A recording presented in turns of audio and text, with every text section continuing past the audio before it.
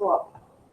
Okay, so as you're listening to those categories, components are like categories. We want you to give them your undivided attention as an audience. So water bottles, let's put them on the floor. Book bags, let's put them on the floor. Okay, give them your undivided attention, please. Okay, so here's how I'm going to introduce Mr. G. Okay, Mr. G, yes, has hired me 3 different times. True story. True story. It's real. So the first time I needed a job, I called him up, Maddie, and I said, Mr. G, do you have any openings? And he goes, well, I do, and it's 4th grade at Stallionville. So I'm like, so I applied, and so I worked for him. Then he moved up to where? Bar Middle School. That's right, Ellen. So he had an opening for 8th grade English. Now, that was kind of a little bit outside my comfort zone, but I'm a good one to go try to do things that are sometimes not in my comfort zone. And I did, and so I called him and he said, yes, we have this job. He hired me the 2nd time. And then he comes up here to senior high, and a 9th grade position came open. Guess who applied? Yep, and guess who got a job? Yep. She had to interview every single time. Okay? Wasn't given the job. No, absolutely not. I had to go through the pain and the strain of getting ready for that interview and using my communication skills. Okay? So, what do you got? One more thing I was going to ask. I was going to say something about you. Oh, and here's one thing he does that I think is so awesome. He loves to go fishing. Trey, you should show Mr. G some of your pictures of some of the fish that you've caught so far this year. You guys will develop a great bonding. So anyway, this is Mr. Gilbertson. Thank you for that intro. I really appreciate it. Before I get started, because I know some of you fairly well, some I do not. So I want you to go around quickly, okay, and just introduce yourself. Who are you? And we're all in what grade? 9 or 10. I was going to say, it's a heterogeneous group, so you're kind of mixed up. So start over here. Name and grade. Okay, great to meet you. All right. Nice to meet you. See you. Awesome. Yep. All right. Wow, because I'm an old man. I think that's the smallest thing we could talk. Louder. Okay. All right. Ninth grade. Awesome. Ninth grade. Awesome. Thank you so much. That gives me an idea of who we have in the room. I appreciate that. And I'm so excited to be here. Even though I'm here every day, this is kind of a new experience for me because I rarely get the chance to come to a classroom and just talk and move the teacher out of the way and just talk to students. And so this is really, really cool. So Miss Kurtz gave me just a few question starters. I can start there, or you can ask me questions. What would this group prefer? Would you like to just start asking some questions? Or do you want me to start by maybe telling my history? You want to? What do you want to hear? Somebody start off. Yes.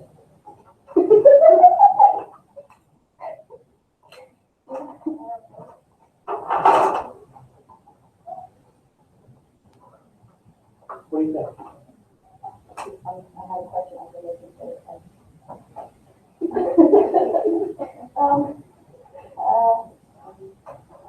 I had one, then it went somewhere. What made you go into teaching? Good job. Give her a little clap. Get her started. Okay, thank you. What made me go into teaching? or motivated me, inspired me? Well, I'm going to tell you, it's a true story. I did not come out of college the first time as a teacher. Okay, I knew when I first went to college, I attended the University of Nebraska in 1984. And the year I graduated from high school in Lincoln, I went to UNL. It was the university in Lincoln, so I lived there. It just made sense, okay? Going to college. And my major in college, I was a business major with a history minor and a sociology minor, two little minors. And that's not real impressive. It just means I was interested in history and sociology, but I knew I wanted to go into business. My dad was a businessman. He was an advertiser. I kind of looked up to my dad, and I thought, he kind of had a nice career. And I kind of want to be in middle management, manage something, be in business. So that's what I did. I graduated in 1989, and I worked for a software company. Okay, this is back before the internet. We have to go way back. 1989, we did not have smartphones. We had big honking computers with black screens and green font. You know what I'm talking about? Have you seen those? Yeah, that's what it looked like. So when I worked for a software company, I installed banking financial software on these big reels. So we'd go to a mainframe computer in a room that was cooled and it had a hollow floor, so we'd keep the room cool. And we would install this financial software by putting these reels on these computers, tape basically, and the tape would read, kind of like the old cassette tapes. You know what I'm talking about? Yeah. So the software was on that tape. It was weird. And so we would install this. And so I flew all over the country. I would be in, 1 week I would be in Orlando, 1 week I would be in Washington, Seattle, and everywhere in between. So right out of college, I was traveling quite a bit. And I didn't like it. I didn't like it at all. And I didn't really know why I didn't like it. But after 2 years in, 2.5 years in, I just felt like this is really not fulfilling to me. It doesn't make me happy. I'm working for someone else who's making a lot of money because I'm the guy that takes the tapes and installs it. And I was making an okay wage at the time, but it just wasn't fulfilling. So I remember, to answer your question, I was taking my dog at the time for a walk in a park, and I saw, it was near a school, elementary school, and I saw a elementary group of kids out on the playground in Lincoln. It was called Human School. That was the last name of the person. But anyway, and I saw this PE teacher out there just having a ball teaching kids. And I had an interest. I remember going way back to 5th grade having an interest in being a teacher. But I didn't listen to that voice in my head. I ignored it. And so when I went to college, I did not major in that. I resisted that voice. Came out, worked in business. So guess what I did? After viewing this great event on the playground, what did I do?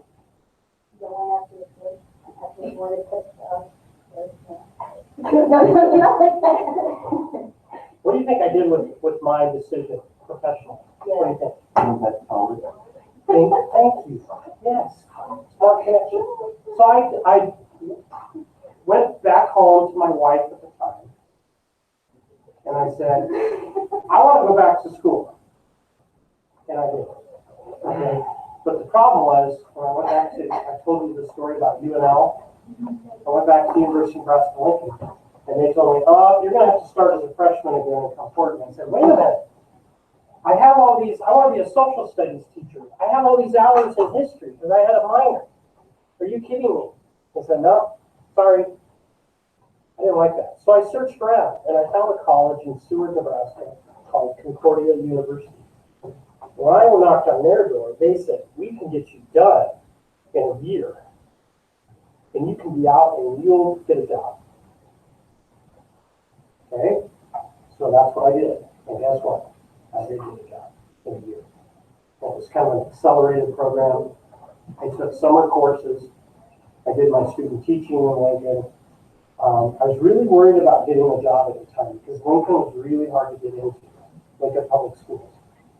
So I interviewed in Western Nebraska, Denver, Minneapolis. I was driving all over the country trying to find a job. But ironically, I was patient and ended up working in Lincoln. So in Lincoln, I worked, 6 to 7 years as a teacher. I taught 4th grade, 5th grade, 6th grade in 3 different schools. And then I ended up getting my master's degree. And let me tell you that story. Again, kind of like the playground. I remember teaching one day, and my principal at the time said to me, "You need to go into administration. You would be good. You check that out." So I did. Remember the story where I didn't listen to that voice? Well, this time I'm getting better because I'm growing up, I'm more mature. So I listened to the voice and I said, "Gee, you only live once, I better get after this." So, you know, in education, if you go to school and get another degree, you make more. That's kind of a reward, but it's not about necessarily the money. It's about learning and getting better at who you are as a professional. And so that's what motivated me. So I went back to Doane College. So now I've been in college, 3 times, right? UNL, Concordia, and I went to Doane College on Crete. They have a campus in Lincoln. And I received my administrative master's degree. All right, now I did not become an administrator in Lincoln, Nebraska. I was a teacher there. The day after I graduated, I got a call from Grand Island Public Schools. And they said, "We would be interested in interviewing you." Now, I won't share the long, boring story of how the connectors were made, but have you ever heard the phrase, "It's not what you know, it's who you know"? Have you heard that before?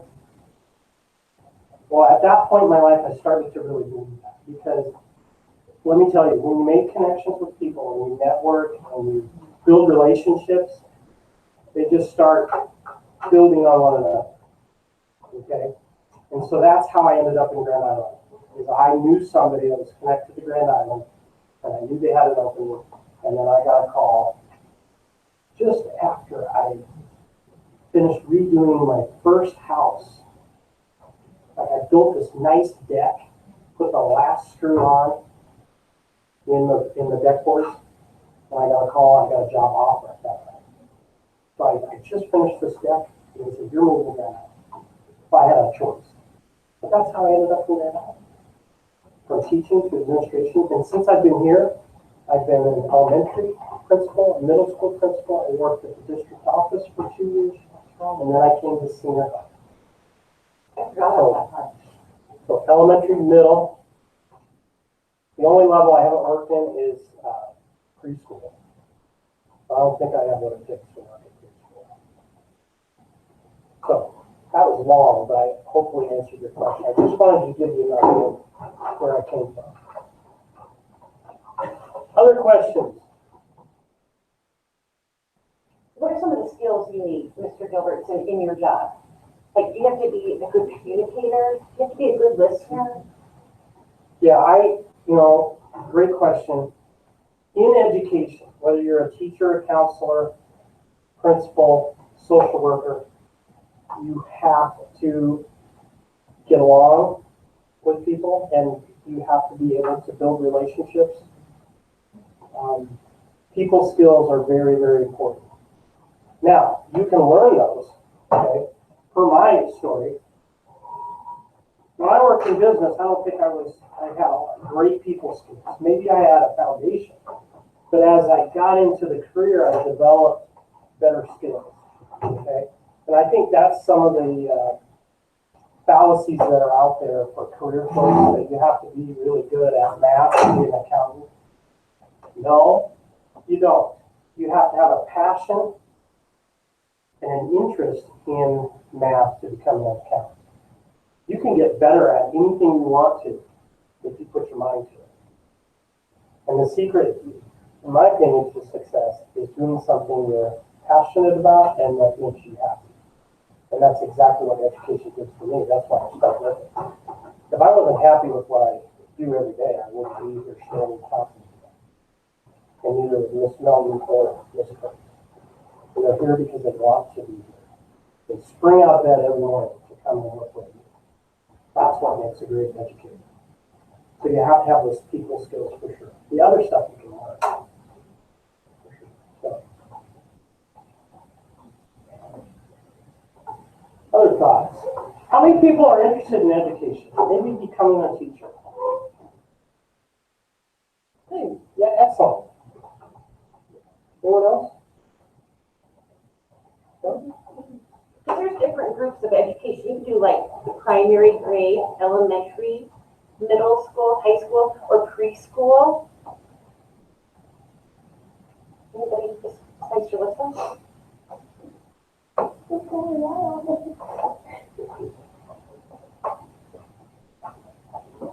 Yes. How long have you been actually working in school education, like, My total career in education. Probably about 21 or 2 years. 22. Long time. Miss Kurtz, how long have you been in? As of this May, I will have completed 25 years in education. Wow. That's great. Because you jumped in right out of college. Yep, 1991. Wow. Let me add something else. I'm holding this little visual here, and forgive me because I was using it as a lunch tray. A little bit of my lunch for them.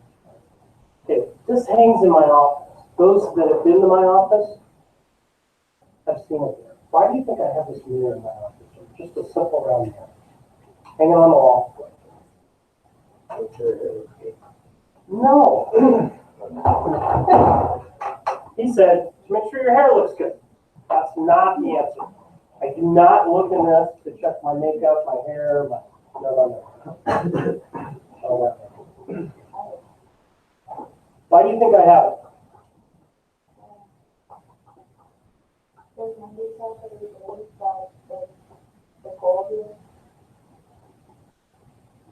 You're so warm. Yes, to remind myself every day, not necessarily of a goal, but to remind myself every day who's in charge of me. And that's very important, I believe, in any career, is to have some sort of sign, a visual reminder of what your purpose is every day. And this is my visual reminder.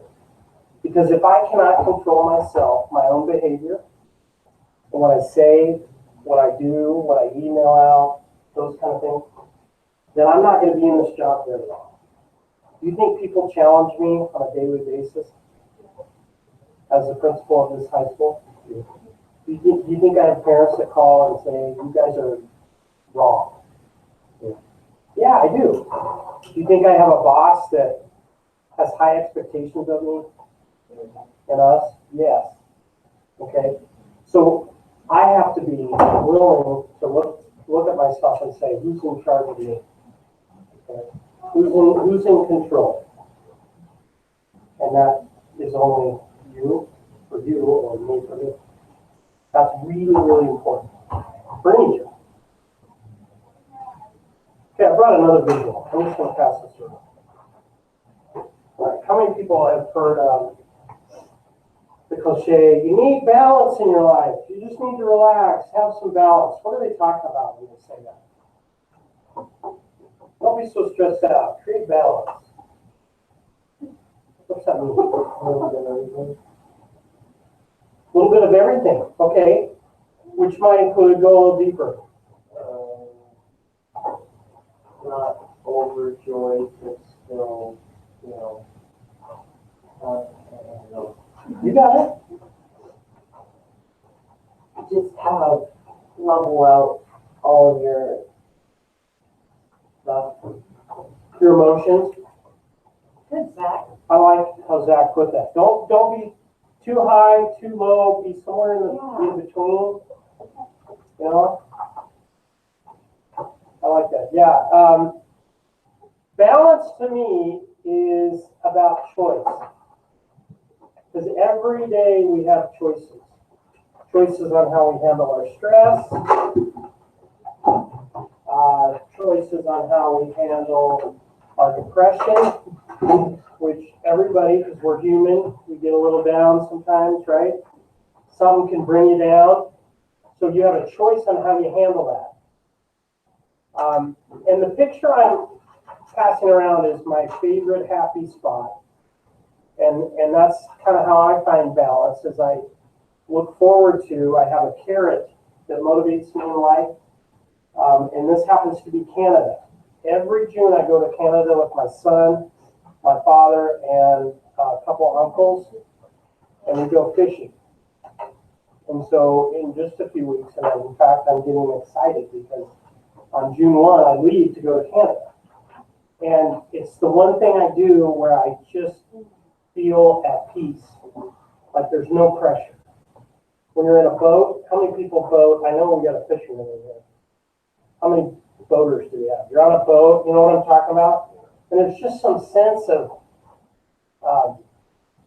peace and sanctity that you can't get from anywhere else, in my opinion. It works for me.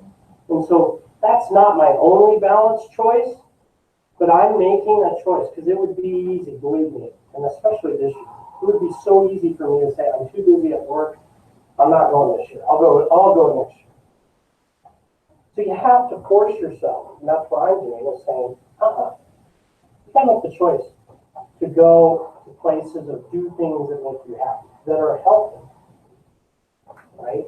Not drugs, not alcohol, not self-destructive behaviors that make you happy. Real things that make you happy, whether it's exercise, reading, etc. Okay? Does that make sense? To me, that's balance. Very important for your college career life. Absolutely. Who's been your part of your support system? Like your wife, of course, your family, who else? Like, who's helped you grow? Because we've talked about Yeah, support. do you have networks? Because we talked about that in our other speakers. Yeah. Having networks. Yeah, I've had, that's really good. I left out this person. Back to my story. When I was thinking about making the switch from business to teaching, I sought out a mentor. I knew of a person, a professor at UNL that was in the education college. He was a good friend of mine's father. His name was Gordon Green. And Gordon's not with us anymore, and it's kind of sad for me to say that. He died of cancer, but at the time, and why is that funny? It's not funny. No, it's not that. Okay. So it was sad, but he was the guy who said to me, he gave me the real deal. Sorry, I just interject. Yeah. Okay, if you have to go to Thank lunch, you. okay, another time we'll stay in here.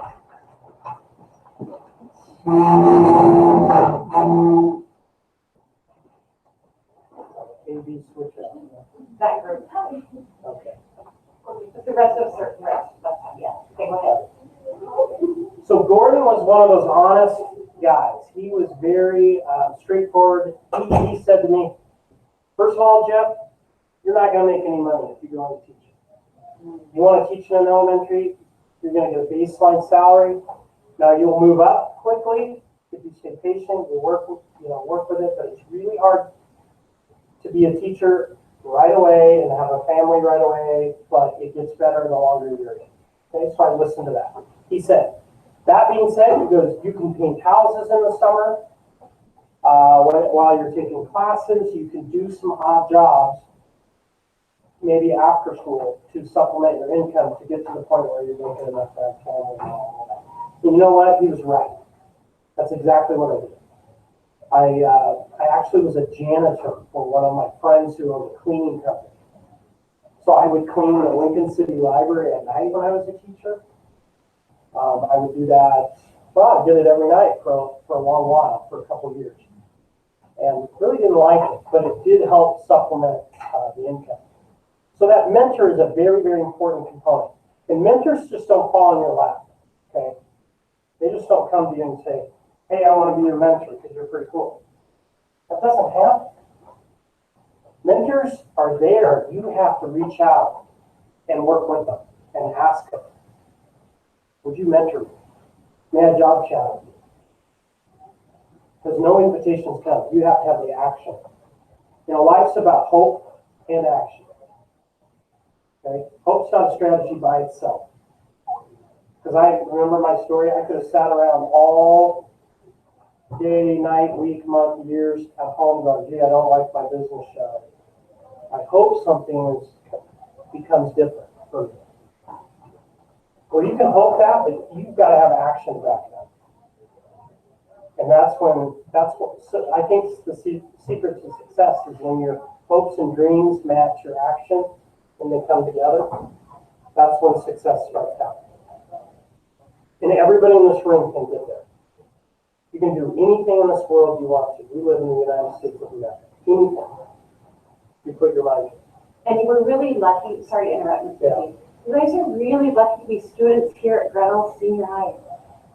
We have opportunities, and our future looks so bright with academies.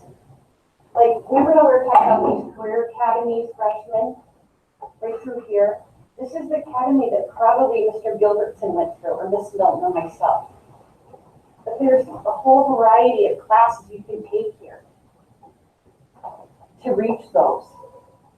Right. Yes. Do you want to kind of touch on that, Mr. D, like what the future could possibly look like here at Gish?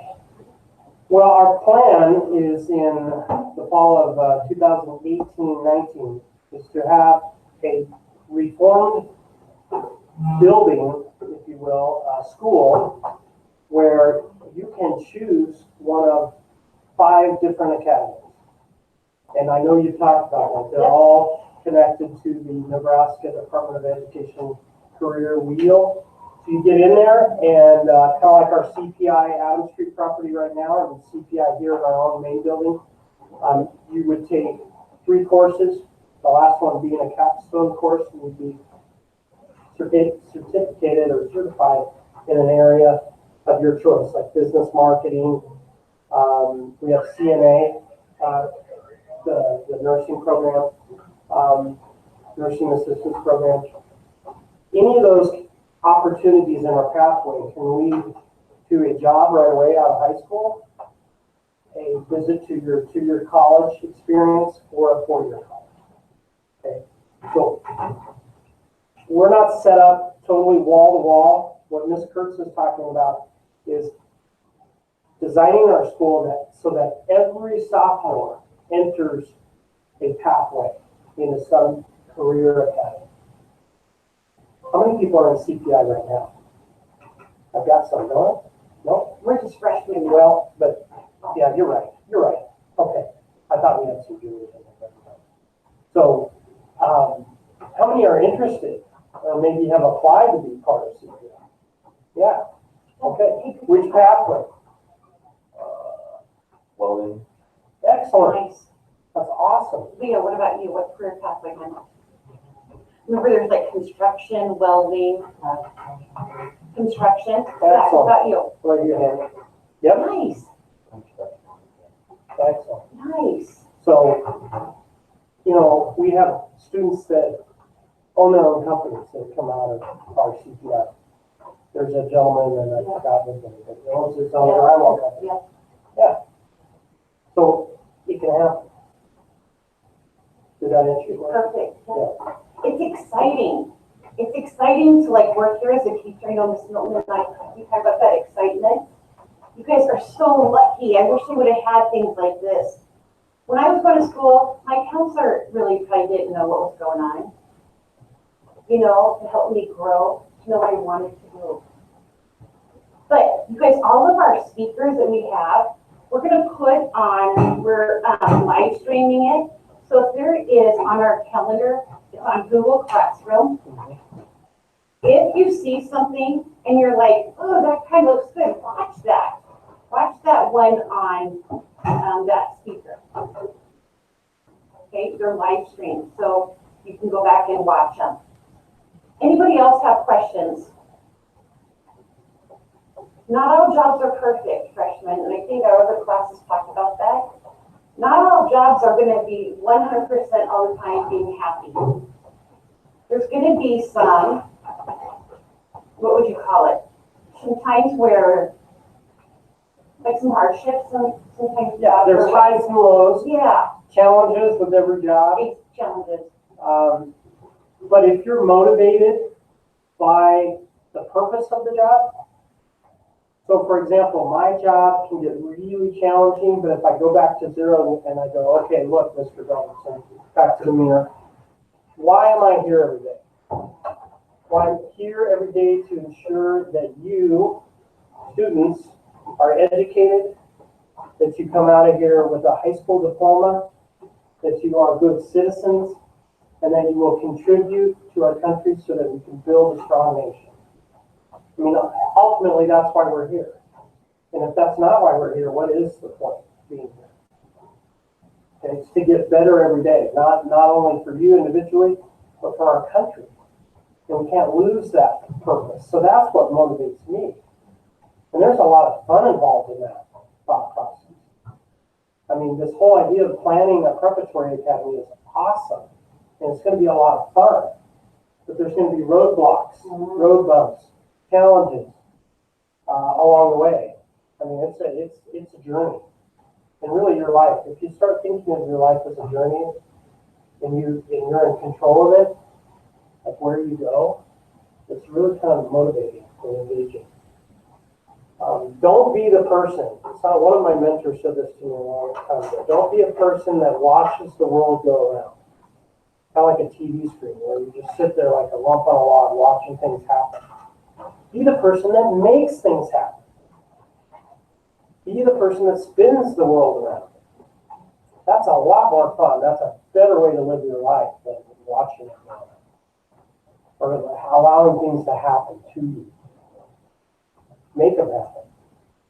That make sense? I thought that was an interesting question. On a scale of 1 to 10, how fun is your career? Yeah.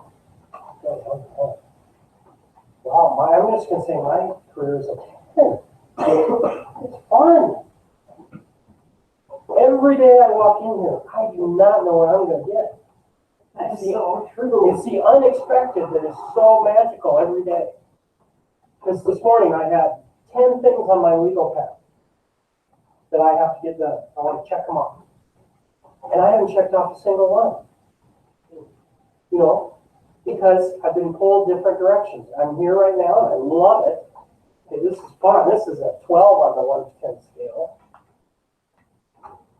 But I've got to figure out a way to get back to that list. And it gets really, really challenging to do that. But at the same time, I love that part of the job. I told Mr. Woods today, true story, in a meeting. We're getting prepared for our graduation ceremony on May 14th. And we've got things coming at us and things we have to get done. And I looked at him and I said, this is so much fun. I enjoy working with you, Mr. Woods. And it's nuts. Most people would say, this stresses me out. I don't want to do it. Too much work. But it's so much fun, again, because the purpose. We get to hand 500 diplomas to seniors and shake their hand and watch them cry and hold their diploma, and then Aunt Noni stands beside them, right? And she's crying. I mean, it's just a wonderful moment to get your high school diploma. And they all throw up their hats and they're going to a career, a job, or a 2-year college or 4-year college. They're going after life. A huge door opens up. And it's an amazing, amazing process to watch. That is so much fun. And let me tell you, when I worked in elementary, in the teaching days, I was so far removed from that event. I really didn't conceptually understand what that's all about until you live it, until you stand at the podium and you give the audience a little address about the purpose of graduation. It starts to really take on a meaning for you. You're like, okay, it's all worth it. I understand why we are doing this. And the students do too.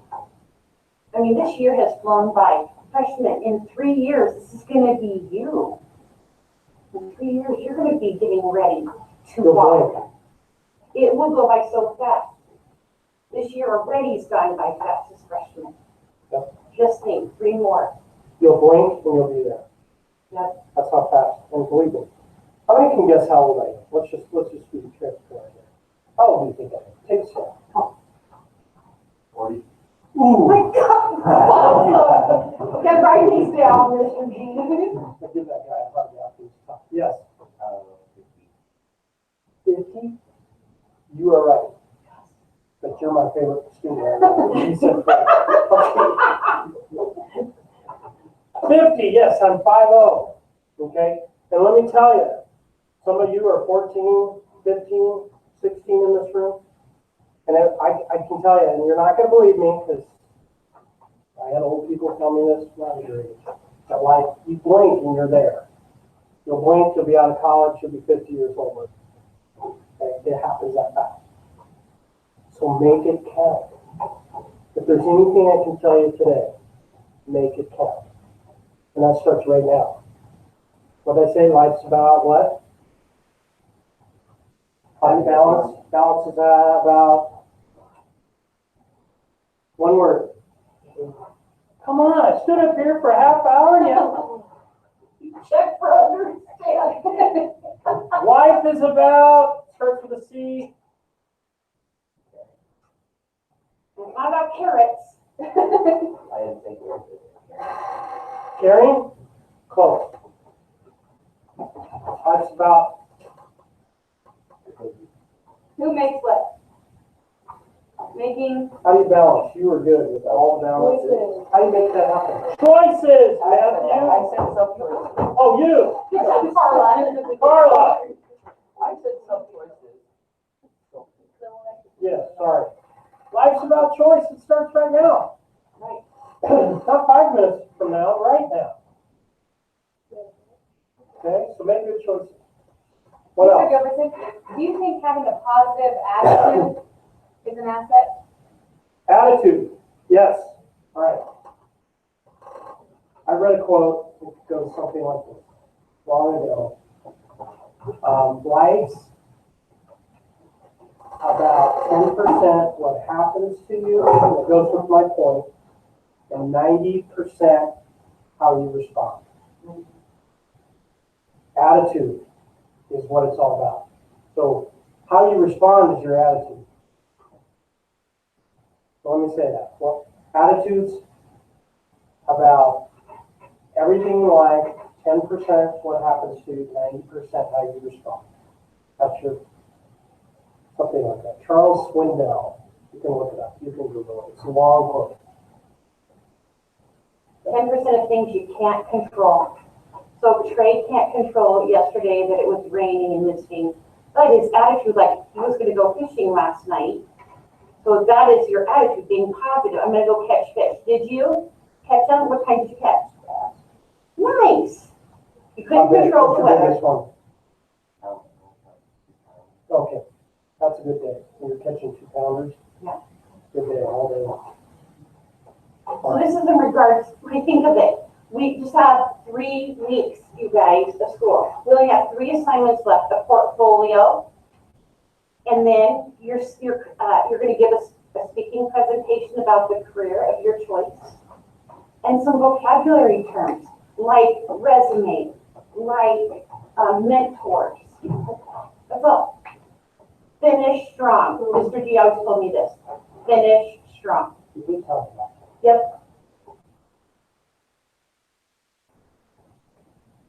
Do you want dirt on Mrs. Kurtz? No dirt.